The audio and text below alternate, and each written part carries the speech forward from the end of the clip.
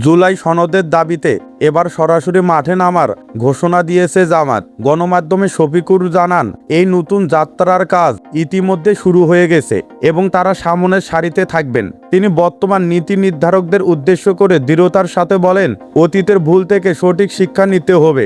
আগের দলগুলো যেমন নিজেদের কাজের কারণে বিদায় নিয়েছে, সেই একই পথে হাঁটলে পরিণতি আরো কঠিন হতে পারে। তিনি মনে করিয়ে দেন যে সংসদে বসে শুধু নিজেদের চেহারা দেখানোর জন্য সাধারণ জনগণ তাদের পাঠায়নি।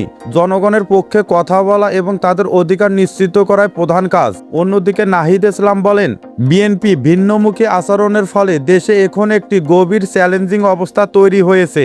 সেমিনারে উপস্থিত অন্যান্য প্রবীণ আলোচকরাও এই বিষয়ের সাথে একমত হন যে জনগণের রায়কে সম্মান না করলে মাঠেই এর চূড়ান্ত সমাধান হবে।